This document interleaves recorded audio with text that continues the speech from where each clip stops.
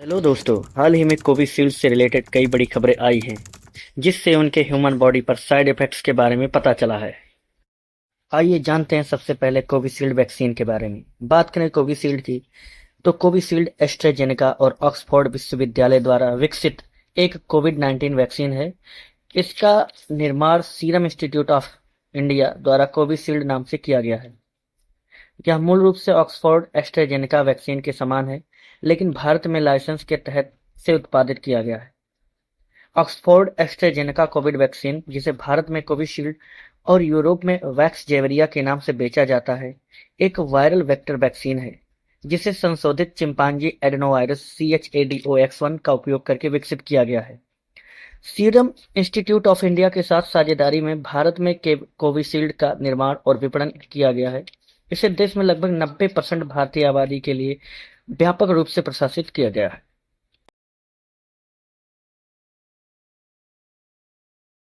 एस्ट्रेजेनिका Covid vaccine का TTS से link.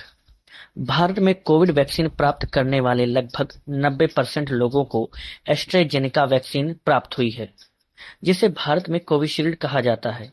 यह एक हार्मलेस वायरस से बनता है जो चिंपांजी से होता है और इसे एडेनोवायरस कहा जाता है।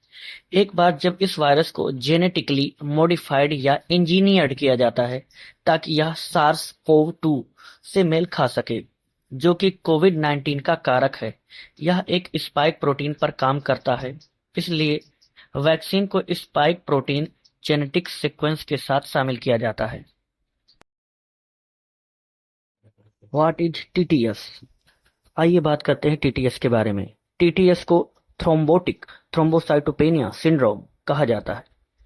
TTS एक दुर्लभ रक्त विकार है जो पूरे शरीर में छोटी रक्त वाहिकाओं में जमने से होता है। इससे प्लेटलेट में कम काउंट और छोटे रक्त के थक्कों के निर्माण के कारण कई प्रकार की जटिलताएं आ जाती हैं। इसके लिए शीघ्र चिकित्सा उपचार की आवश्यकता होती है। Arteries case.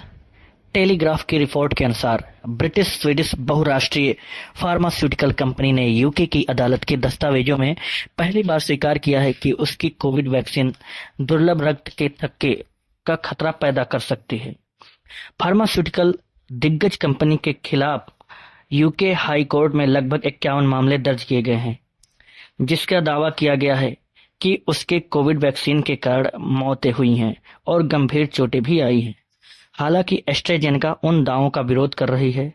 उसने फरवरी में हाई कोर्ट में प्रस्तुत एक कानूनी दस्तावेज स्वीकार किया है कि उसकी कोविड वैक्सीन बहुत ही दुर्लभ मामलों में TTS का कारण बन सकती है। रिपोर्ट में कहा गया है TTS के कारण लोगों में रक्त के थक्के जम जाते हैं और रक्त में प्लेटलेट्स की संख्या कम हो जाती है।